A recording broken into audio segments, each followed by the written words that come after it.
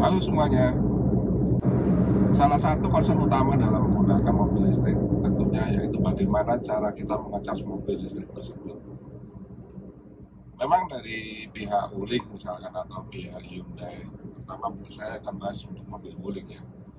Memang mobil Wuling ini dikasihkan kabel di mana dia bisa ngecas dengan settingan di 8 ampere atau sekitar 1,75 kW atau 1750 watt. Dimana kalau kita mengecas dari kondisi misalkan 40% hingga mencapai 100%, artinya kita targetnya di 60%, maka bisa membutuhkan lebih dari 10 jam. Tentunya sangat lama ya. Kalau kita misalkan pulang malam hari, kondisi baterai tinggal 30% atau 20%, baru jam 9 sampai di rumah, dan kemudian besok harus bekerja lagi, berangkat lagi jam 5 pagi, tentu kondisi baterai tidak dalam kondisi yang penuh. Ada beberapa solusi mengenai hal tersebut, yaitu dengan cara memasang charging pile, di mana charging pile dari pihak Wuling dijual di angka 16 juta. Cukup mahal investasi yang harus dikeluarkan. Kelebihannya tentunya dia bisa dalam waktu 4 jam kondisinya penuh. Dan ada lagi beberapa solusi, yaitu memasang alat yang bisa mencapai 7 kW seperti charging pile, tetapi biayanya lebih murah. Kalau nggak salah estimasi sekitar 4-5 jutaan lah total biayanya.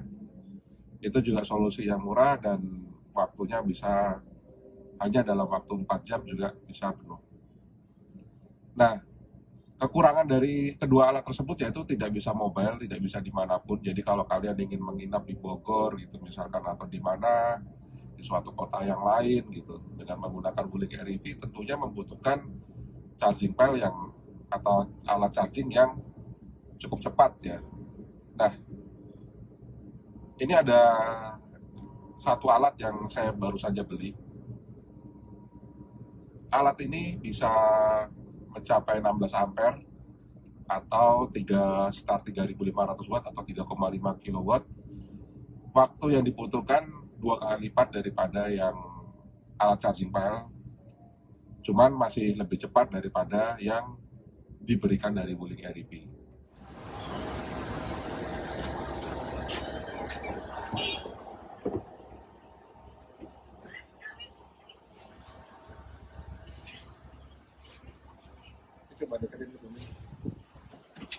Di sini tuh ada untuk settingnya, bisa kelihatan nggak? 16 ampere, 2 kali klik 8 ampere, 10 ampere, 13 ampere, paling tinggi 16 ampere. Nah, ini tinggal colok aja.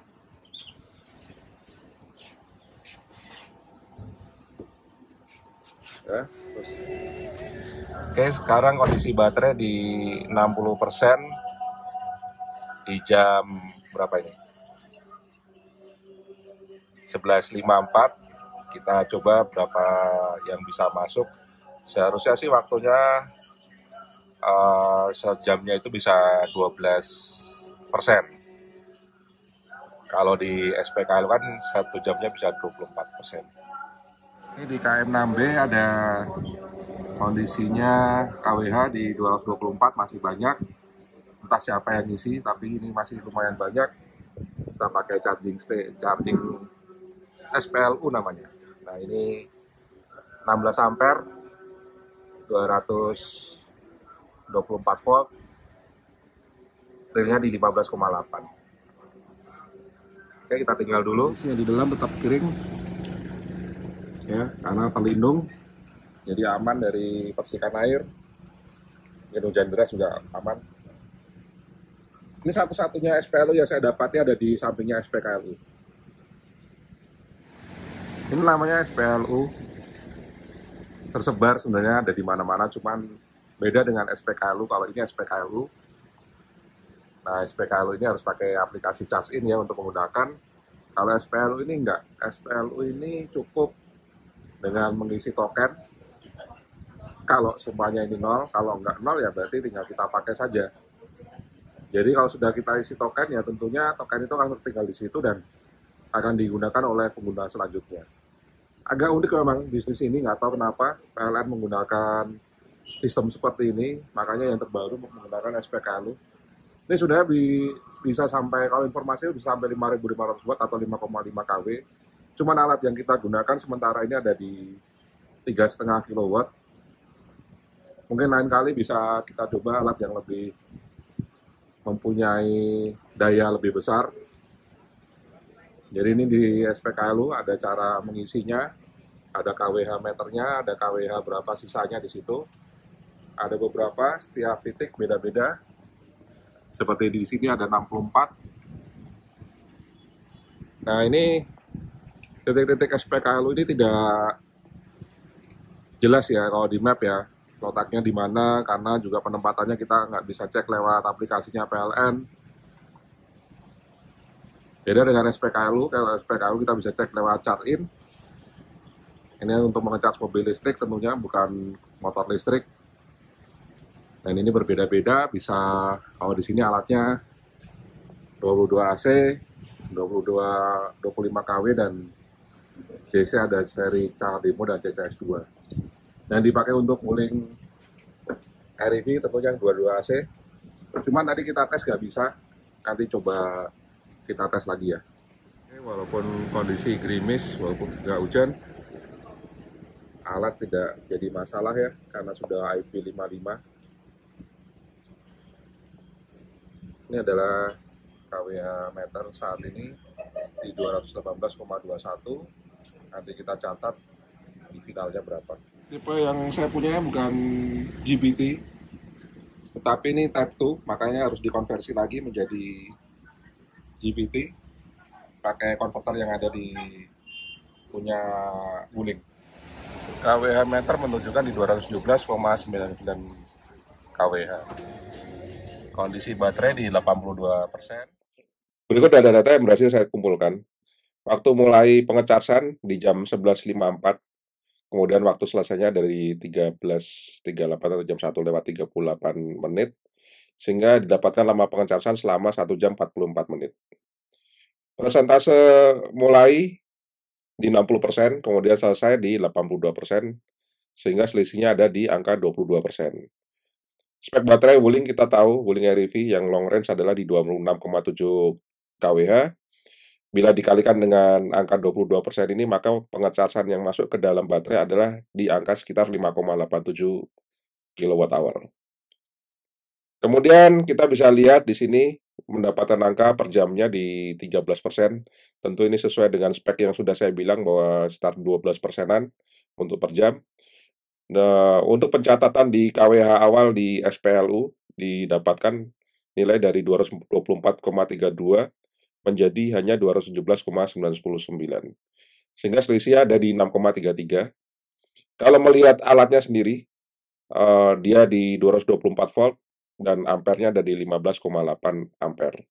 Sesuai tadi yang tercatat di alat, sehingga daya yang dihasilkan di angka di 3.500 watt atau 3,54 kilowatt. Estimasinya sebenarnya di 6,13 kWh, tetapi di dalam SPLU-nya didapat angka 6,33 kWh. Untuk selisihnya sendiri bisa kita hitung ada di 0,46 kWh, sehingga persentasenya hanya 7%. Ini sangat bagus dibandingkan dengan di SPKLU saya ngecas itu bisa mencapai 15%, 13% lah, antara 10 sampai 13%, tapi dengan menggunakan alat ini hanya 7%. Dan biayanya tentu saja nol, karena ini di SPLU saya tidak melakukan pengisian SPLU-nya. Oke, itu saja data-data yang bisa saya kumpulkan, yang bisa saya sampaikan bahwa alat ini sangat recommended bagi saya karena waktu pengecasan daripada menggunakan kabel yang ada diberikan oleh Wuling REV hanya di 1,75, artinya kita bisa memotong waktu setengahnya saja, sehingga lebih menghemat waktu kita dalam melakukan pengecasan, baik itu juga bisa dilakukan pengecasan di rumah. Tetapi konsekuensinya tentu kalian harus memiliki minimal 3,5 kilowatt rumah yang kalian akan melakukan pengecasan bisa bila ini dilakukan di rumah. Saya memang tidak melakukan di rumah karena saya tidak tinggal di rumah, sehingga saya harus mencoba di SPLU di mana juga bisa langsung dicek KWH-nya agar bisa lebih dipantau. Jadi alat ini tidak harus digunakan di SPLU ya, bisa digunakan dimanapun kalian ingin menggunakan dengan minimal daya di 1,75 kilowatt hingga 3,5 kilowatt. Jadi kalau rumah kalian di 5.500 watt tentunya bisa seharusnya ya, bisa menggunakan alat ini mencapai 3.500 watt. Atau kalau kalian ingin menambah daya, misalkan bukan menambah daya, memasang baru, alat ini bisa juga digunakan sehingga Anda bisa menghemat, investasi kalian dalam hal daripada kalian menggunakan charging pile dari Wuling yang di mana harganya mencapai 16 juta. Yang tentunya memang keunggulannya adalah waktunya lebih cepat, tetapi alat ini juga tidak lambat juga ya, karena biasanya kalau saya menge-charge dari 20 sampai 100% itu 3 jam di SPKLU, mungkin dengan alat ini hanya membutuhkan waktu, 6 jam saja. Artinya kalau kalian pulang malam pun pagi sudah siap untuk, mobil kalian, eee, digunakan lagi dalam kondisi baterai sudah 100% daripada kalian menggunakan alat yang diberikan dari default-nya Wuling REV.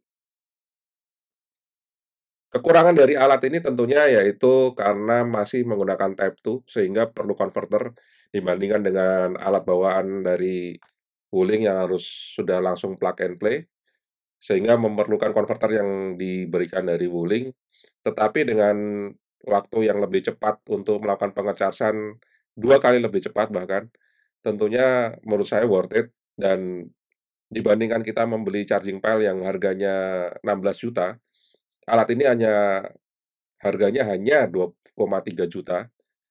Link Tokopedia-nya bisa kalian lihat di bawah dan menurut saya worth it daripada kita harus mengeluarkan 16 juta itu juga belum hal-hal yang lain, misalkan instalasi dan sebagainya. Dan keunggulannya juga alat ini bisa kita bawa kemanapun sehingga bila kita menginap di tempat saudara atau kita melakukan perjalanan keluar kota, alat ini bisa kita bawa juga,